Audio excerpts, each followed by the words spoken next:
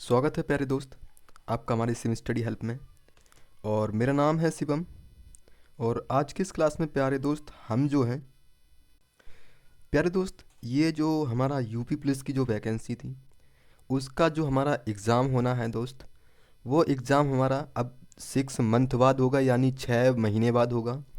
दोस्त आपके आपके सहयोग से ये एग्ज़ाम दोबारा हो पाया है, क्योंकि अगर आपका सहयोग ना होता दोस्त तो ये एग्ज़ाम दोबारा नहीं हो पाता। ठीक है, तो आज मैं जो दोस्त इस वीडियो में या इस क्लास में हिंदी के जो मैंने एक बैच लाया हूँ दोस्त, किसान बैच। इस बैच में आपको वो सारे जो हैं आपको वो सारे टॉपिक मैं अभी आपको बताऊंगा, या जो जो सिलेबस इसमें पूछा जाता है। यानी मैं आपको टोटल जो चैप्टर है मैं 20 चैप्टर दिखाऊंगा। उन 20 चैप्टर में से आपका ऐसा कोई सा प्रश्न नहीं होगा दोस्त कि आपके एग्ज़ाम में वहाँ से प्रश्न ना बने। यानी मैं आपको जो भी जो क्लास में, यानी कि जैसे कि मैं अभी आपको चैप्टर दिखाऊँ, देखो जैसे ये हमारे चैप्टर हैं दोस्त, यूपी पुलिस में ये वाले हमारे चैप्टर हैं। अब सबसे पहले हम पढ़ेंगे वर्णमाला।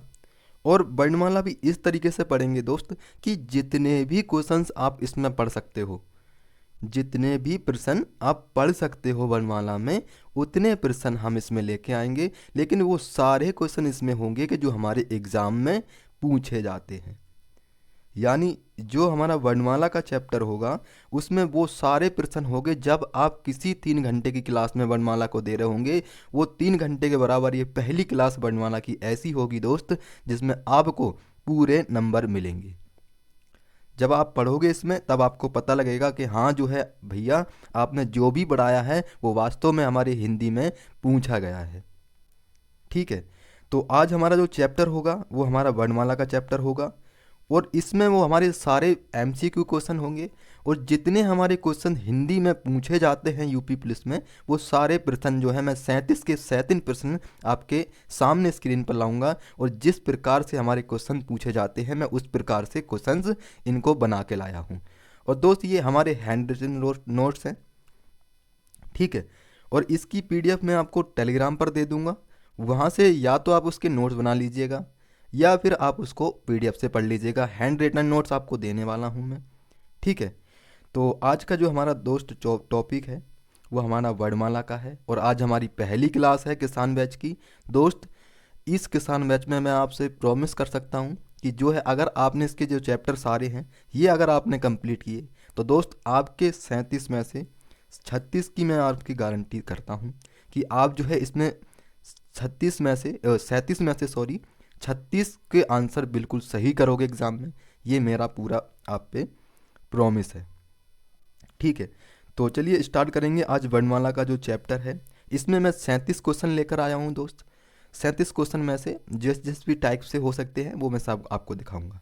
ठीक है, तो चलिए स्टार्ट करते हैं।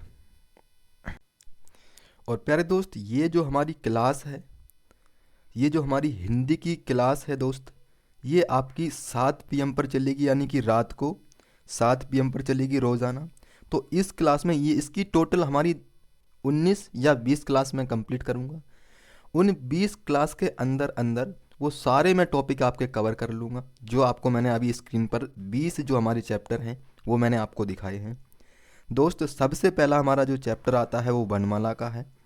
वर्णमाला में किस तरीके से हमारे क्वेश्चंस पूछे जाते हैं वो मैं आपको बताऊंगा। जैसे पहला क्वेश्चन हमारा क्या बन सकता है, देखो पहला क्वेश्चन है कि हिंदी में मूलतः वर्णों की संख्या है। दोस्त हिंदी में मूलतः वर्णों की संख्या कितनी होती है, तो क्या बोलेंगे दोस्त, वो होती है हमारी 52। हिंदी में मूलतः वर्णों की संख्या कितनी होती है, तो 52 याद रखेंगे। अगर हमसे पूछे कि व्यंजन की संख्या स्वर की संख्या कितनी होती है, तो क्या बोलेंगे 11 होती है। व्यंजन की पूछेंगे तो क्या बोलेंगे 33 होती है। संयुक्त व्यंजन पूछे तो हमारे 4 होते हैं। अगर उत्क्षिप्त व्यंजन पूछे तो दोस्त हमारे 2 होते हैं। उत्क्षिप्त व्यंजन 2 कौन कौन से होते हैं, तो ड़ें और ढें, रें और ढें। ठीक है, ये जो है हमारे उत्क्षिप्त व्यंजन होते हैं। और अयोगभाग कितने होते हैं, हमारे होते हैं 2, कौन से, अंग और आहा। क्या बोलेंगे? अंग और आहा, अंग बोलते हैं इसको, अंग। अंग और आहा ये दो अयोगवाह होते हैं। उत्क्षिप्त व्यंजन कितने होते हैं दोस्त? दो होते हैं, इंगा और ढ। ठीक है, इंगा और ढ ये हमारे उत्क्षिप्त व्यंजन होते हैं। और अब क्वेश्चन हमारा ये बन सकता है इसमें कि कामता प्रसाद के अनुसार वर्ण की संख्या कितनी है? कामता प्रसाद के अनुसार वर्ण की संख्या कितनी है? तो क्या बोलेंगे दोस्त? 13 हो जाएगी। ये हमारा क्वेश्चंस पूछे जाते हैं। ये इतने सारे जो है, यानी क्वेश्चंस हमारा एक होगा, उसमें अनेक प्रश्न जो है मैं लेकर आया हूँ। जैसे अगर क्वेश्चन हमसे अगर ये भी पूछ लिया जाए कि कामता प्रसाद के अनुसार वर्ण की संख्या कितनी है, तो 13 याद रखेंगे। टोटल कितने हैं? 52। स्वर कितने हैं? 11। व्यंजन कितने हैं? 33। संयुक्त व्यंजन कितने हैं? 4। उत्क्षिप्त व्यंजन कौन से हैं? 2। अयोगवाह क्या बोलेंगे? 2 हो जाएंगे। ठीक है, तो ये देख लेना आप। दूसरा क्वेश्चन क्या है? भाषा की सबसे छोटी इकाई क्या है? तो भाषा की सबसे छोटी इकाई होती है दोस्त वर्ण। और भाषा की सबसे मौखिक इकाई होती है, वो होती है हमारी ध्वनि। ये तो क्वेश्चन ये किस प्रकार से पूछ सकता है? तो क्वेश्चन हमारा इस प्रकार से पूछ सकता है कि भाषा की सबसे लिखित छोटी इकाई कौन सी है? तो हम बोलेंगे भैया जी वर्ण हो जाएगी। और भाषा की सबसे छोटी मौखिक इकाई कौन सी है? तो वो हमारी ध्वनि हो जाएगी। तो ये दोनों याद करने हैं।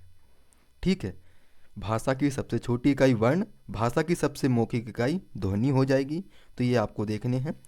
नेक्स्ट है, स्वर के उच्चारण में 2 मात्राएं लगती हैं। क्या बोलेंगे? स्वर के उच्चारण में 2 मात्राएं लगती हैं, जिनको हम क्या कहते हैं? गुरु स्वर कहते हैं। स्वर के उच्चारण में 2 मात्राएं लगती हैं, जिनको हम गुरु स्वर कहते हैं। और गुरु स्वर को ही हम दीर्घ स्वर और द्विमात्रिक स्वर जो है कहते हैं। ठीक है, दीर्घ स्वर कौन से होते हैं? पहले हम पढ़ेंगे इसके मूल स्वर। मूल स्वरों को लघु स्वर भी कहते हैं।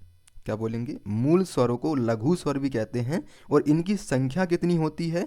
4 होती है।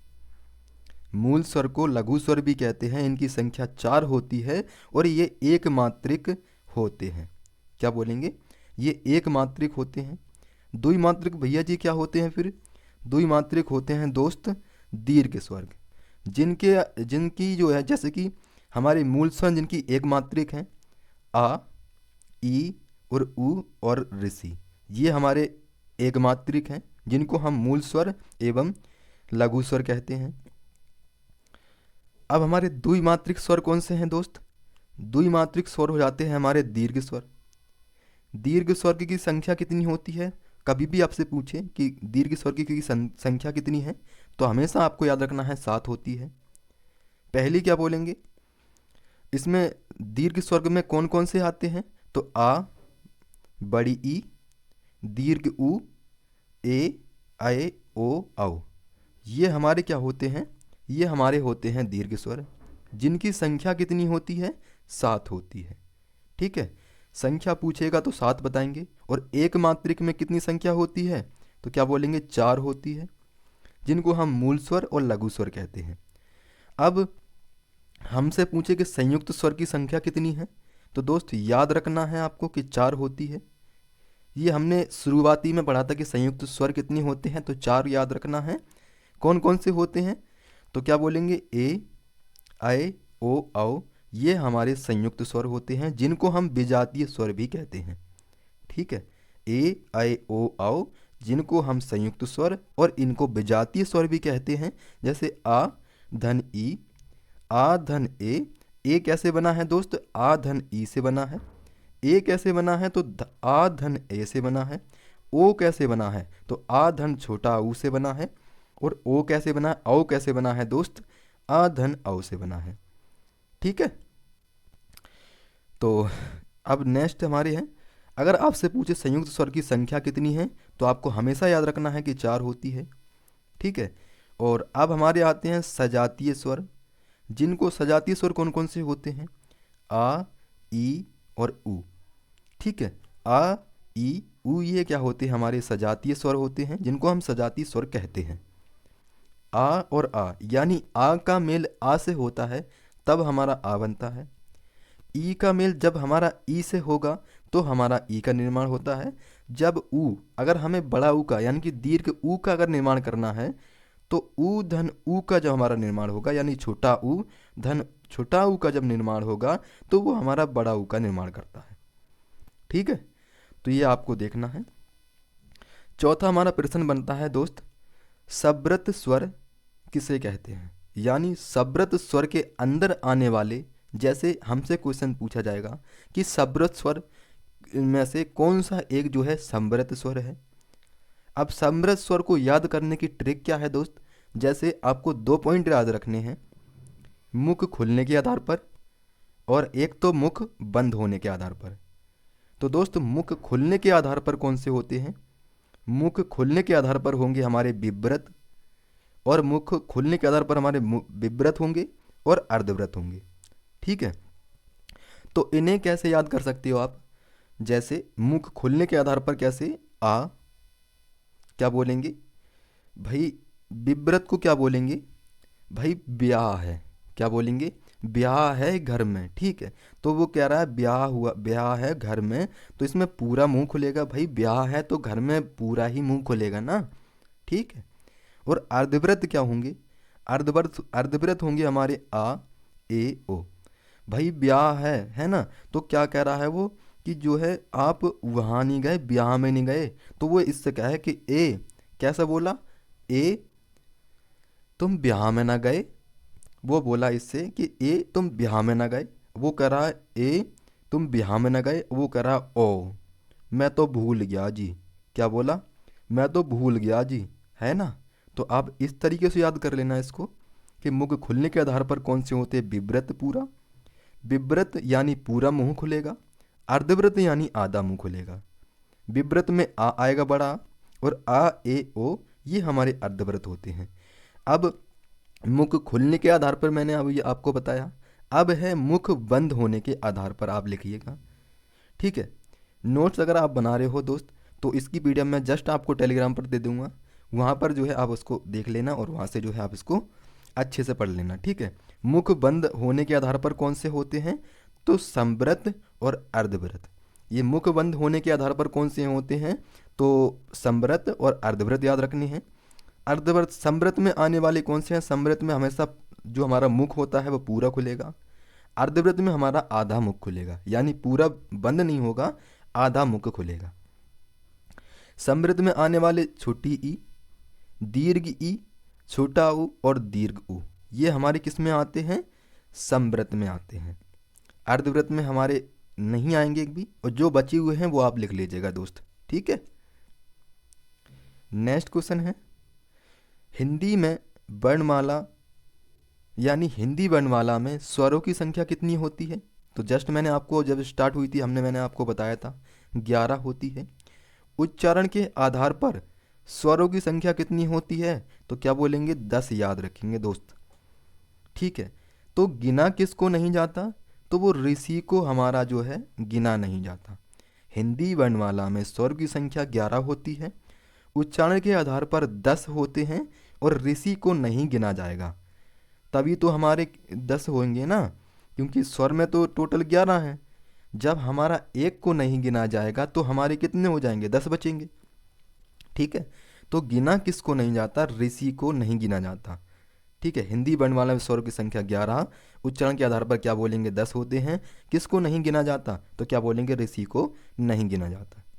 तो इसको याद रखना है दोस्त। नेक्स्ट है हमारा, ला किस प्रकार की ध्वनि है? क्या बोलेंगे? ला जो है किस प्रकार की ध्वनि है? तो ये पाशविक होती है। क्या बोलेंगे? ये पाशविक होती है। और अगर हमसे पूछे कि रा जो है, रा जो है किस प्रकार की ध्वनि है, तो ये प्रकंपित होती है और इसको हम लुंठित भी कहते हैं। क्या बोलेंगे? रा जो है प्रकंपित होती है और इसको हम लुंठित भी कहते हैं। यहाँ से क्वेश्चंस बनता है दोस्त, तो आपको याद रखने हैं। ठीक है, नेक्स्ट क्वेश्चन है हमारा, ध्वनियाँ ना तो स्वर हैं ना ही व्यंजन हैं। क्या बोलेंगे? ध्वनियाँ ना तो स्वर हैं ना ही व्यंजन हैं, तो वो कौन है दोस्त? अयोगवाह हैं। ठीक है, ऐसी ध्वनि यानी ऐसे वर्ण जो कि ना तो स्वर हैं और ना ही व्यंजन हैं, तो वो क्या होंगे, वो अयोगवाह होंगे। अयोगवाह को मैंने आपको बताया था शुरुआत में, अंग और आहा जो है हमारे अयोगवाह होते हैं। मैंने जस्ट आपको स्टार्टिंग क्लास में बताया था, ठीक है, जो कि विसर्ग हैं। ठीक है, अंग और आहा क्या हैं, ये हमारे विसर्ग होते हैं। ठीक है, तो इनको याद रखना है। और ये अगर हमसे ये पूछे कि छेद, त्रग, ज्ञा और ऋषि, इनको जो है इनसे विसर्ग कैसे भूलेंगे इनको, कि इनसे ये जो क्षेत्र है जिसको हम कक्षा कहते हैं, ठीक है, इसको क्षेत्र कहते थे, लेकिन इसको रियलिटी में क्या कहा जाता है, कक्षा कहा जाता है। क्या, कक्षा, कक्षा कहा जाता है, जिसको का, धनसा और ऐसे मिलकर बनता है। ये तिरा है हमारा, ते धन रा धन आ, ज्ञा, इसको ज्ञा नहीं बोलेंगे, क्या बोलेंगे, इसको ज्या बोलेंगे। क्या, ज्या बोलेंगे। जय धन या धन आ, ये हमारा ज्या होगा। ऋषि को क्या बोलेंगे, से धन रे धन ए, इसका जो वो बनेगा हमारा रे, रे धन रे, नहीं, से धन रे धन ए, ये हमारा ऋषि बनेगा दोस्त। तो ये आपको याद रखने हैं, ये चारों हमारे पूछे जाते हैं। ठीक है, तो कैसे पूछेगा कि जो हमारा कक्षा है, कक्षा का या तो आपको विच्छेद पूछ लेगा, है ना, या आपको सिर्फ ये दे देगा और इसका संधि विच्छेद पूछ लिया जाएगा कि किस तरीके से इसके लिखे जाते हैं। इस तरीके से आपसे क्वेश्चन पूछ सकता है। ठीक है, नेक्स्ट क्वेश्चन है, संयुक्त व्यंजन है।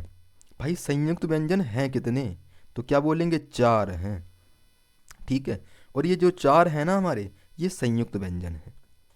कौन से, कक्षा, त्रा, ज्या और ऋषि, ये मैंने आपको बताया अभी, ये हमारे क्या हैं, संयुक्त व्यंजन हैं दोस्त। तो ये याद रखने हैं। अब हमसे क्या पूछे कि ये संयुक्त व्यंजन हमारा दिया हुआ था जो कि कक्षा होगा, है ना, कक्षा होगा। अगर आपको इसकी अगर वर्तनी के रूप में इस विच्छेद पूछा जाए तो कैसे लिखोगे, क्या आप का धन सा लिखोगे। तो दोस्त का और धन सा नहीं लिखना है आपको। ठीक है, का धन सा नहीं लिखना है, हमेशा जो इसकी वो विच्छेद होगा वो का धन सा धन आ से मिलकर बनेगा। ठीक है, तो ये याद रखेंगे। का क्या हो जाएगा, जैसे का हमारा का धन आ, का कैसे बनता है, तो का धन आ के मिलकर मेल से हमारा का निर्माण होता है। का क्या है, ये हमारा व्यंजन है। ठीक है, जिसको हम क्या कहते हैं, हल कहते हैं। क्या बोलेंगे, हल कहते हैं दोस्त। और आ क्या है दोस्त, हमारा स्वर है, जिसको हम अच कहते हैं। क्या बोलेंगे, का मेल मतलब कि का कैसे बनता है, तो का धन आ से बनता है। का क्या है, हमारा व्यंजन है। आ क्या है, हमारा स्वर है। ठीक है, और व्यंजन हमारा का है जिसको हम हल कहते हैं, और स्वर क्या है हमारा, जिसको हम अच कहते हैं। ठीक है, तो इसमें मोस्टली याद रखना है आपको संयुक्त व्यंजन, जिसकी संख्या 4 होती है। कौन कौन से वर्ण होते हैं, ज्या, कक्षा, त्रा, ज्या और ऋषि, ये चारों आपको याद रखनी है। ठीक है, नेक्स्ट क्वेश्चन है, कक्षा का क्रम वर्ण क्या है। तो कक्षा मैंने अभी जस्ट आपको बताया कि का धन सा धन आ से मिलकर बनता है कक्षा। स्वर क्रम क्या है, तो स्वर क्रम हमसे पूछे दोस्त, तो अंग और ये आहा का वो एक मात्रिक रूप होता है जिसको हम आहा भी फिर कहते हैं। आ और बड़ा आ, छोटी ई, दीर्घ ई, छोटा ऊ, दीर्घ ऊ सॉरी, ऋषि, ए आई ओ औ, ये क्या होते हैं, हमारे स्वर क्रम होते हैं। ठीक है, स्वर क्रम में ई जो है वो कौन से स्थान पर आता है, ऐसा क्वेश्चन हमारा बन सकता है दोस्त, तो आपको याद रखना है। ठीक है, और व्यंजन क्रम पूछ लिए दोस्त, तो यहाँ पे का से स्टार्ट होकर हमारा माँ पे रुकेगा। ठीक है, का से स्टार्ट होकर हमारा माँ पे रुकेगा, तो ये याद रखना है दोस्त, माँ पर रुकेगा आके, है ना, तो ये याद रखने हैं दोस्त। इसके अलावा या, र, ल, व, ये हमारे व्यंजन क्रम है, ये आपको याद रखने हैं। ठीक है, नेक्स्ट क्वेश्चन है, अंतस्य व्यंजन है। अंतस्य व्यंजन है, कौन सा है अंतस्य व्यंजन, तो कितने होते हैं अंतस्य व्यंजन, दोस्त 4 होते हैं। अंतस्य व्यंजन कितने होते हैं, 4 होते हैं। कौन कौन से, या, र, ल, व, या र ल व, ये हमारे अंतस्य व्यंजन होते हैं। तो ये चारों आपको याद रखने हैं, ठीक है। कंठस्य दोस्त, यहाँ से हमारा जो चैप्टर है वो होता है इम्पोर्टेंट, क्योंकि ये ध्वनि हमसे पूछ ली जाती है एग्जाम में। जैसे कंठस्य, सबसे पहले कहाँ आएंगे? कंठ पे आएंगे। उसके ऊपर क्या होता है? जस्ट हमारे तालु होता है। फिर क्या बोलेंगे? मूर्धा होगा, फिर दंत दंतव्य होगा, फिर ओष्ठ्य होगा। तो कंठस्थ में वर्ण आने वाले कौन से होते हैं? तो का, खा, गा, घा, ड़, इसको इंगे बोलेंगे, ठीक है। ये क्या है? हमारे कंठस्थ वर्ण हैं। उसके बाद तालु वर्ण कौन से हो जाएंगे? च, छ, ज, झ, ये हमारे तालु वर्ण होंगे। मूर्धन्य, मूर्धन्य वर्ण क्या हो जाएंगे? ट, ठ, ड, ढ, ड़, ये हमारे मूर्धन्य हो जाएंगे। दंतव्य क्या बोलेंगे? त, थ, द, ध, न, ये हमारे दंतव्य होंगे। ओष्ठीय वर्ण कौन से हो जाएंगे? तो पे, फे, बे, भे, में हमारे ओष्ठीय वर्ण हो जाएंगे। कंठस्थ के अंदर क्या बोलेंगे? आ आता है और हमारा आ और हा आता है। जैसे ये हमारे तीनों विसर्ग होते हैं दोस्त। कंठस्थ के अंदर आने वाले आ और बड़ा आ और हा, ये हमारे विसर्ग होते हैं। अब इनके अंदर ऐसे भी पूछ ले जाते हैं, ये भी आते हैं हमारे दोस्त, ठीक है। पूछा कैसे जा सकता है? तो इनकी मैं ट्रिक आपको बताऊंगा। ट्रिक आपको ऐसे याद रखना है। अगर अभी मैं आपको क्वेश्चन दिखाऊंगा किस तरीके से ये क्वेश्चन पूछ सकता है, ठीक है। जैसे इसकी ट्रिक है कि यश तपस्या करने गया और वो ऋषि बन गया। ऋषि बनकर क्या हो जाता है? वो लाश की तरह हो जाता है, ठीक है। यश, यश से आप ये सारे वर्ड याद रख लेना जो कि हमारे तालु के हैं। तालु के अंदर बोले जाने वाले, जो कि तालु के द्वारा ध्वनि निकलती है, जिससे बोले जाने कौन कौन से होते हैं? ई या से। तो यस बोला मैंने, छोटी ई आ गई हमारी, बड़ी ई आ गई, और या भी आ गया और से भी आ गया, तो ये यस हो गया। अब मूर्धन्य के अंदर कौन कौन से आते हैं? ऋ, ठीक है। जैसे कि हमारा ऋषि बन गया था, वो ऋषि बना तो री यानी ऋषि, रा धन से, ये हमारे इसके अंदर आते हैं। किसके अंदर? मूर्धन्य के अंदर। और फिर क्या होगा भाई? लाश बन गया वो। लाश कैसे? ला धन सा, आ मत जोड़ना इसमें, आ हम तो पहले ही पढ़ चुके हैं ना ऊपर, तो आ नहीं जोड़ना है आपको, ठीक है। तो ला और से, ये क्या है? हमारी दंतव्य हैं। क्या बोलेंगे? ये हमारी दंतव्य हैं। तो ये आपको याद रखना है। और भाई ये आपने याद कर ली ना कि यश तपस्या करने गया और ऋषि बन गया।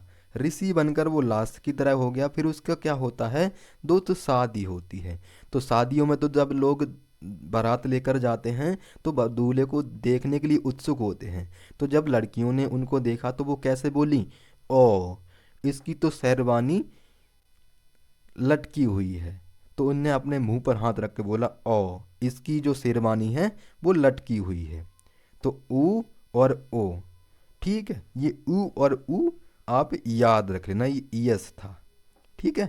तो ये याद रख लेना दोस्त, ये आपके कंठस्थ यानी कंठ के द्वारा बोले जाने वाले वर्ण ये हो जाएंगे तालु के द्वारा और मूर्धन्य के। सबसे पहले कंठ आता है, तालु आएगा, मूर्धन्य आएगा, दंतव्य आएगा, ओष्ठी आएगा, ठीक है। तो ये याद रखेंगे। अब यहाँ से पॉइंट शुरू होता है कि कैसे कैसे प्रश्न हमसे पूछ सकते हैं। जैसे कि क्वेश्चन 12वां है, गा, ज, झ, टा, चा, टा, ये तालव्य है, ठीक है। जैसे ये जो हमारी जो शब्द दिए हुए हैं, ये सबसे पहले हम तालव्य में देखेंगे। तो तालव्य में सबसे पहले कौन कौन सी आती हैं दोस्त? तो क्या बोलेंगे? मैं अभी आपको दिखाता हूँ। देखो तालव्य के अंदर कौन सी होती हैं? तो जो हमने तालु पढ़ा इसको हम तालव्य कहते हैं। च, छ, जे, झे, ये। तो इसमें आपको क्या दिख रहा है? च दिख रहा है तो च है। उसके बाद छ भी है, जय भी है, और हमारा और नहीं है, गे नहीं है दोस्त, टे नहीं है। तो इनमें से हमारी जो तीन तो हैं तालव्य के अंदर, लेकिन महाप्राण कौन कौन से होते हैं दोस्त? महाप्राण रखना है, 2 और 4 हमारे महाप्राण होते हैं। भैया 2 और 4 का मतलब क्या होता है? तो 2 और 4 का मतलब होता है कि ये पंक्ति है हमारी, ठीक है। ये 4 तरीके की पंक्ति है दोस्त हमारी। क्या बोलेंगे? ये 4 तरीके की पंक्ति है। महाप्राण हमारे 1, 2, 3 और 4 और ये 5, ये हमारे 5 हो गए। अब महाप्राण क्या बोला है उसने, 2 और 4 होते हैं, यानी ये जो 3 वर्ण बचे हैं ये हमारे 2 और 4 के अंदर आने चाहिए। 2 और 4 के अंदर आने चाहिए भैया जी, कैसे?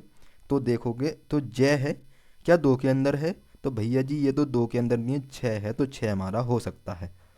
ठीक है, 6 हमारा हो सकता है, ये भी हमारा 2 और 4 हमारा 6 हो सकता है। लेकिन जय जो है वो यहाँ पर नहीं है, तो 2 हमारा कट जाएगा। अगर 3 है तो दोस्त 3 क्या है, 2 4 के अंदर देखना है, तो हमारा यहाँ पर जय भी कट गया और 6 भी कट गया। 2 4 के अंदर देखना है, जय हमारा सबसे पहले नहीं है तो ये कट जाएगा। 6 है, तीसरे नंबर पर अगर चौथे नंबर पर हमारा 6 आता तो कह सकते थे। ठीक है, तो ये भी हमारा नहीं होगा। ये क्या है हमारा, ये हमारा चय था, चय हमारा नहीं आ रहा है दोस्त। चय कहाँ पर है, तो हमारा वो तालु में है।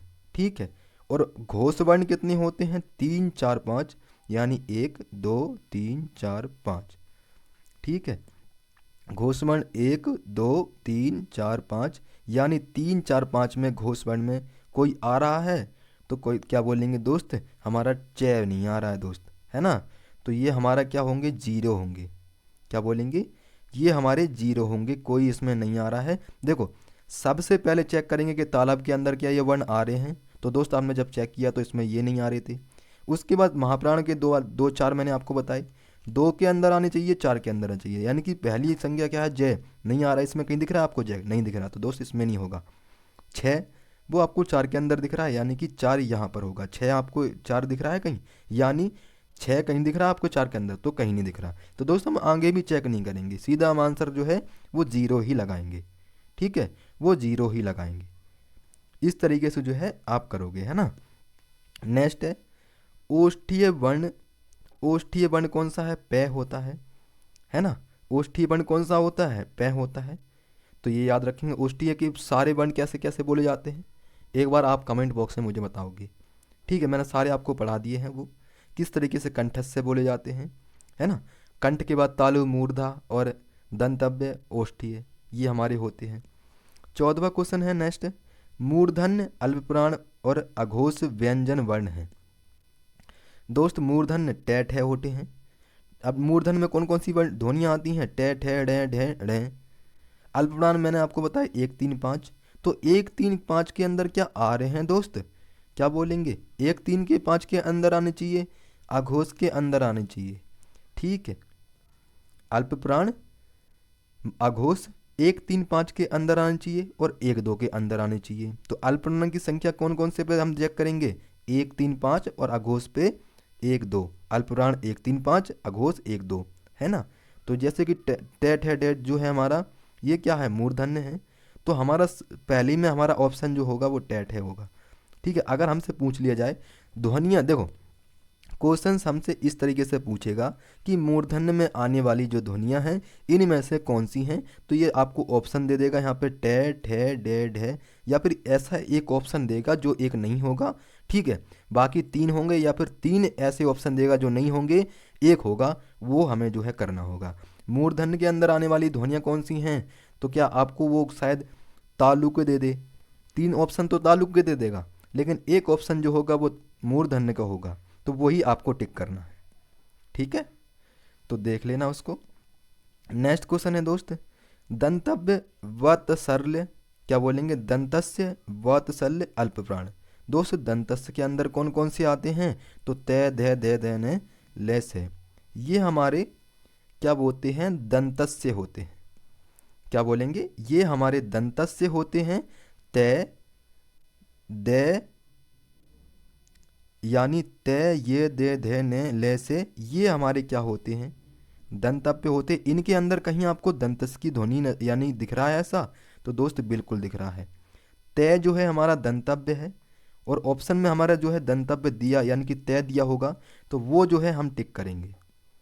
ठीक है, दंतव्य में तय टिक करेंगे, क्योंकि अगर हमें सबसे पहले अगर हमें तय, देखो सबसे पहले चेक करेंगे हम दंतस्य से। अगर जो मान लीजिए हमारी वो दे रखी हुई है एक वर्णमाला, तो इसमें अगर हम दंतव्य कौन कौन से सबसे पहले कैसे स्टार्ट करते हैं, तो तय थे दे देने, तो तय आ रहा है, बिल्कुल आ रहा है, तय थे दे देने, तो दे भी आ रहा है। तो जब हमें ऑप्शन में मान ले कि यहाँ पर चे छः जय झे दे दिया और हमारा तय दिया होगा, तो इनमें से कौन सी जो है दंतव्य ध्वनि है, तो क्या बोलेंगे, वो हमारा तय होगा। इस तरीके से हमारे क्वेश्चन पूछे जाते हैं, है ना। तो वात्सल को आप चेक नहीं करोगे, जब आपको आंसर मिल गया तो आप आगे क्यों जाओगे। ठीक है, नेक्स्ट है ओष्ठ्य वर्ण है, पे फे बे भे वे, मैंने आपको जस्ट अभी बताई, और लास्ट में ऊ। भाई कैसा हो गया था वो जो लड़का ईएस था ना, उसकी जो शेरवानी थी वो कैसे लटक रही थी, जब लड़कियां हंसने लगी तो कैसे हंस रही थी, ओ इसकी तो शेरवानी लटक रही है, और उसकी पैंट भी उतरने को तैयार है ना शेरवानी की। तो दोस्त कैसे बोली वो लड़कियां, ओ। तो ऊ और ऊ ये हमारे ओष्ठ्य वर्ण हो जाएंगे। ठीक है, ओष्ठ्य वर्ण हो जाएंगे।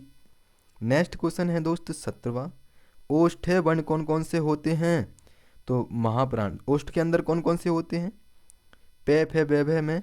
तो इसमें कहीं आपको दो, देखो दो चार याद रखना है, तो दो और चार। पे फे में आपको नजर आ रहा है, तो दोस्त इसमें नहीं है, इसमें नहीं है। घोष में एक दो तीन चार और पाँच, तीन चार पाँच में देखेंगे क्या आपको नज़र आ रहे हैं, तो तीन चार पाँच में तो आपको कौन से आते हैं, मैं आता है, तो मैं जो है हम यहाँ पर सही कर देंगे। ओष्ठ्य वर्ण, देखो इनको सही करने के पहले क्या करना होता है, सबसे पहले हम कोई भी दिया हुआ है इसको चेक करेंगे तो हम ओष्ठ देखेंगे, ये सब ओष्ठ हैं तो हम बिल्कुल सही करेंगे, हाँ जी ओष्ठ हैं।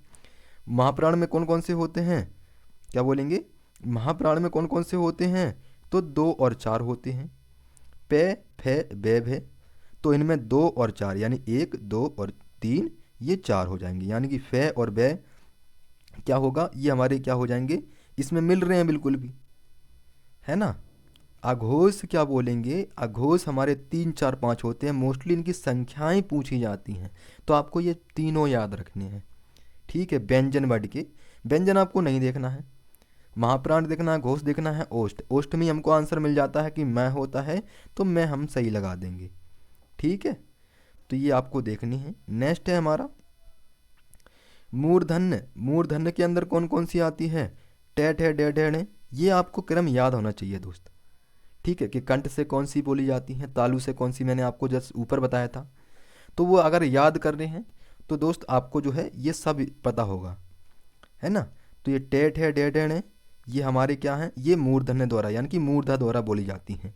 महाप्राण कितने होते हैं, तो दो चार होते हैं। अघोष कितने होते हैं, एक दो होते हैं। ऋषि और रेस है, भाई कैसा हो गया था वो ईयस, वो जब वो ऋषि बन गया तो वो लाश की तरह हो गया था, तो ऋषि, ऋषि रेस है, ऋषि रेस है, ये याद रखना है ना।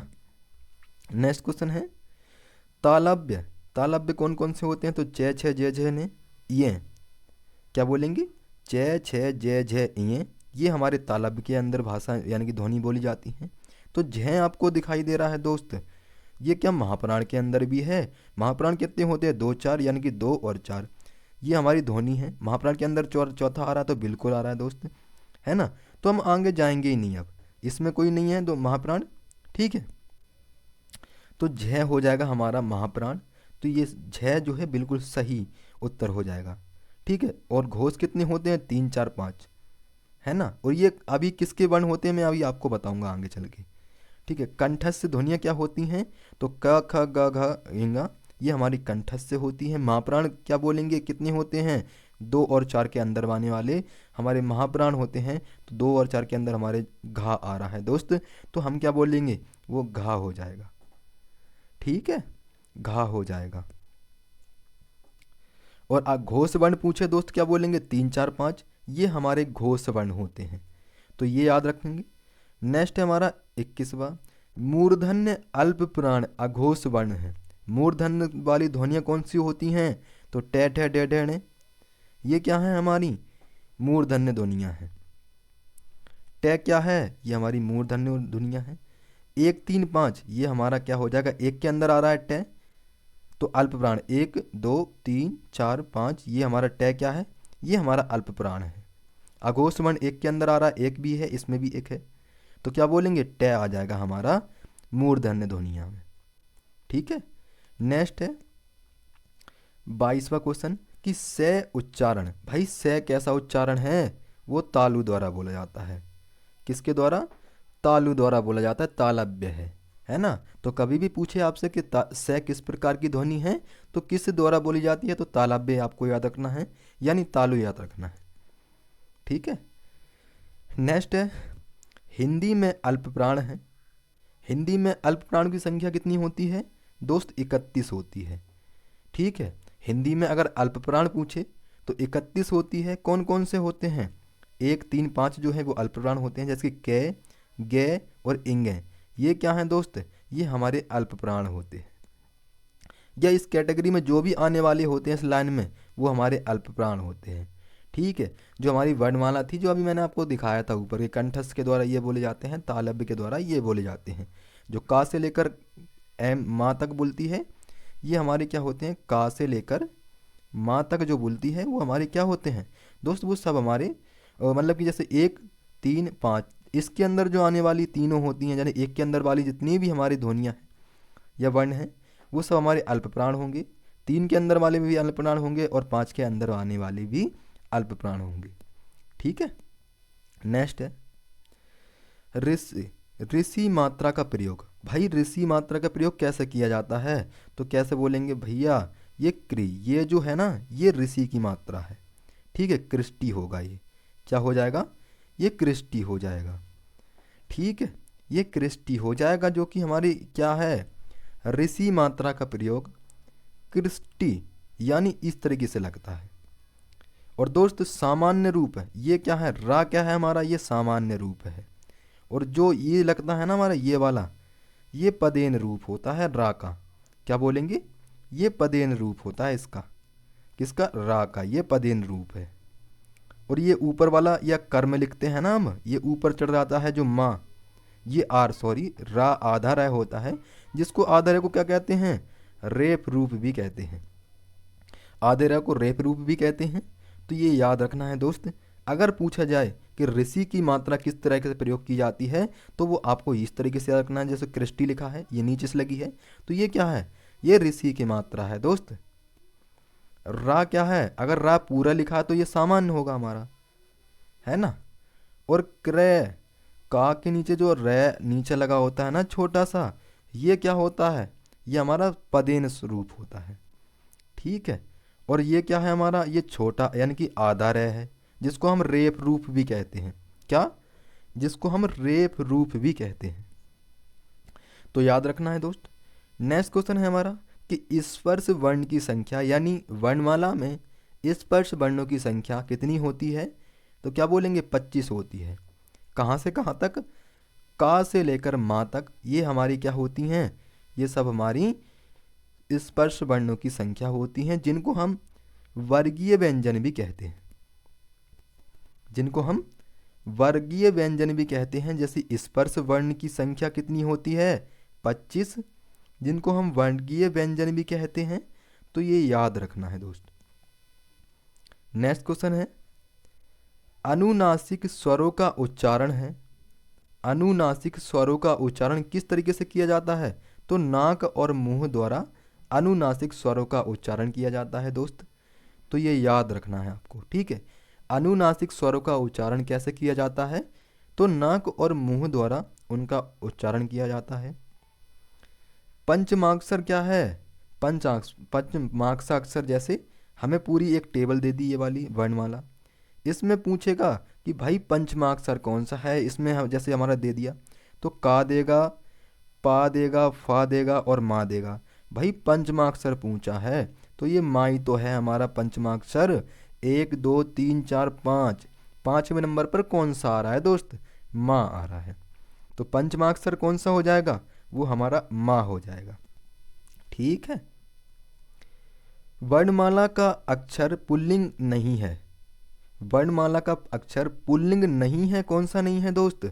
तो क्या पुल्लिंग नहीं है? स्त्रीलिंग। पुल्लिंग नहीं है। देखो, स्त्रीलिंग ई और दीर्घ ई और ऋषि, ये हमारे स्त्रीलिंग होते हैं। और बाकी जो वर्ण होते हैं वर्णमाला में वो क्या होते हैं? वो सब हमारे पुल्लिंग होते हैं। तो स्त्रीलिंग की संख्या क्या होती है? 3 होती है। कौन कौन से? छोटी ई, दीर्घ ई और ऋषि जो होते हैं वो हमारे स्त्रीलिंग होते हैं। और बाकी सब जो हमारे होते हैं वो पुल्लिंग होते हैं दोस्त। ठीक है। कभी भी पूछे आपसे कि वर्णमाला का अक्षर पुल्लिंग नहीं है, यानी कौन सा वर्ण ऐसा है जो पुल्लिंग शब्द नहीं है, या फिर कौन सा वर्ण ऐसा है जो कि स्त्रीलिंग नहीं है। ऐसा अगर क्वेश्चन बने तो दोस्त मैंने आपको बता दिया है कि सिर्फ 3 वर्ण ऐसे होंगे जो कि स्त्रीलिंग होंगे, बाकी जो वर्ण होंगे वो सब हमारे पुल्लिंग होंगे वर्णमाला में। ठीक है, तो ये 3 याद रख लेना, और ये बाकी सब जो है आपको ही पुल्लिंग होते हैं। नेक्स्ट है, ए का उच्चारण स्थान है, तो ए कैसे बोला जाता है? कंठस्थ द्वारा और तालु द्वारा।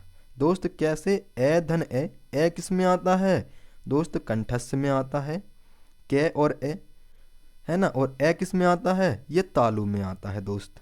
ठीक है, ये मैंने आपको बताया था ऊपर स्टार्टिंग में। ठीक है, कंठस्थ क्या है? ये हमारा कंठ द्वारा बोले जाते कै खे गे गे ने, और तालु से ते थे दे दे ने, ये मैंने आपको बताया था। सॉरी वो, अच्छा ठीक है वो सही होगा। ए जो है क्या होगा हमारा? ए जो है दोस्त ये हमारा क्या हो जाएगा? कंठस्थ से हो जाएगा।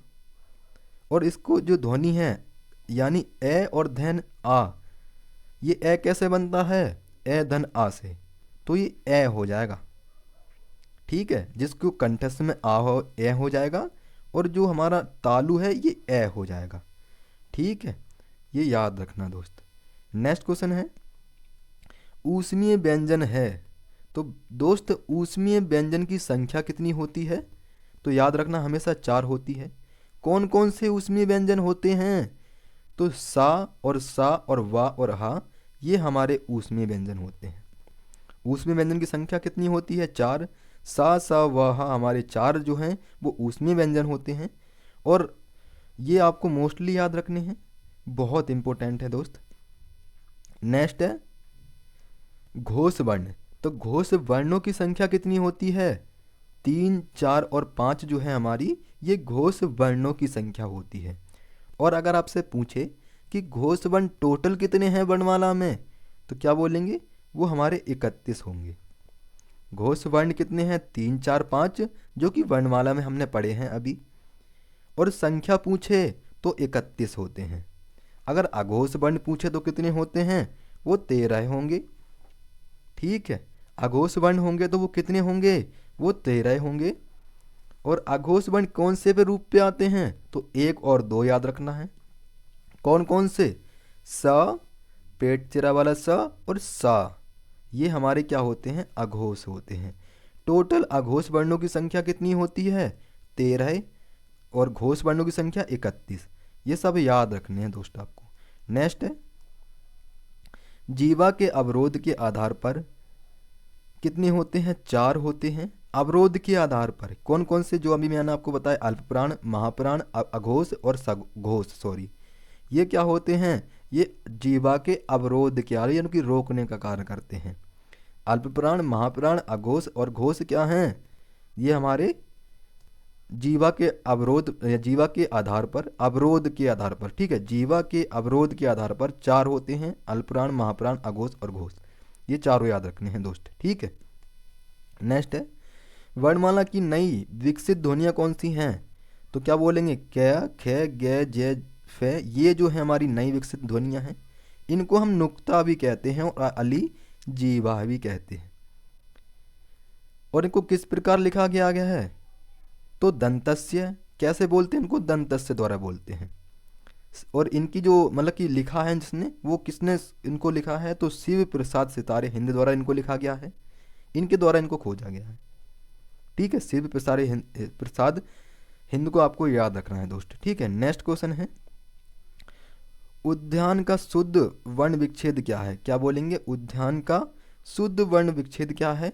तो कैसे लिखा जाता है उद्यान दोस्त? इस तरीके से लिखा जाता है, उ धन द धन य धन आ, दीर्घ आ हो जाएगा, धन न और धन आ, ये क्या हो जाएंगे? ये उद्यान होगा दोस्त, ये उद्यान होगा, है ना।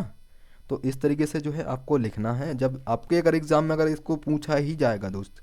ठीक है, तो नेक्स्ट है, रा धन मा का रूप है। दोस्त ये रा क्या है? ये सामान्य है हमारा, जब तक इस पे हलंत नहीं लिखेगा तब तक जो है ये आधा रहेगा। ठीक है, तो ये सामान्य रूप है हमारा। ठीक है, ये सामान्य रूप है हमारा रा, यानी कि पूरा वर्ण है ये। ठीक है, तो आधा। अब रा आधा कब होता है? तो जब इसके नीचे हलंत लग जाता है ना, तब जो ये आधा हो जाता है, जिसको हम क्या बोलते हैं दोस्त? मैंने आपको ऊपर ही बताया था, जिसको हम क्या बोलते हैं। और ये कमेंट बॉक्स में आपको बताना है कि रा जो है वो क्या है, इसका आधा रूप को क्या कहते हैं, वो आपको बताना है। जो कहाँ लगता है? जो ऊपर ऐसे लगता है आधा रूप। ठीक है, ये इस तरीके से लगता है, ये दिख रहा है। ठीक है, तो ये याद रखना दोस्त।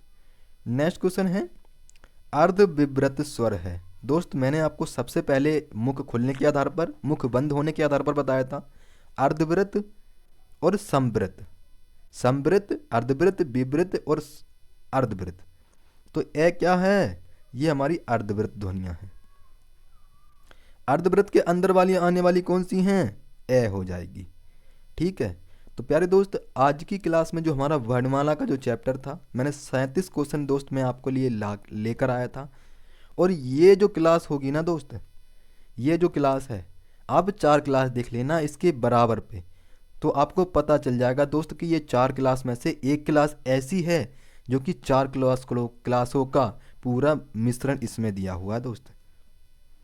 ये 37 क्वेश्चन जो है दोस्त, अगर आपने कंप्लीट कर लिया ना, ये एक भी क्वेश्चन नहीं छोड़ेगी आपके एग्ज़ाम में। ठीक है, तो आप जो है इसको देख लेना। मैं इसकी पीडीएफ दोस्त टेलीग्राम पर दे दूंगा। इसकी पीडीएफ, ये हैंड रिटन नोट्स आपको मैं टेलीग्राम पर दे दूंगा, तो वहाँ से जो है आप इसको, या तो आप पीडीएफ से इसको पढ़ लीजिएगा या फिर आप इसके नोट्स बना लीजिएगा। मैं तो आपको सजेस्ट करूँगा कि आप जो है नोट्स खुद के बनाएं, क्योंकि जब आप खुद लिखोगे तो आपके माइंड में वो चीज़ें जो हैं खुद अपने आप चली जाएंगी। आधा तो आपको ज्ञान ऐसे ही हो जाता है लिखने के आधार पर, बाकी जब आप रिवीजन करते हो तो आप 100% ज्ञान कर लेते हो। ठीक है, तो कल जो हमारा चैप्टर होगा वो कौन सा हो जाता है, मैं आपको बता देता हूँ। वो प्यारे दोस्त, कल जो हमारा चैप्टर होगा वो हमारा चैप्टर होगा संज्ञा एवं सर्वनाम का। यानी कल जो हमारा चैप्टर होगा वो संज्ञा सर्वनाम का होगा। और दोस्त जुड़ना मत भूलिएगा इसको। ठीक है, ये क्लास हमारी 6-7 PM पर चलती है।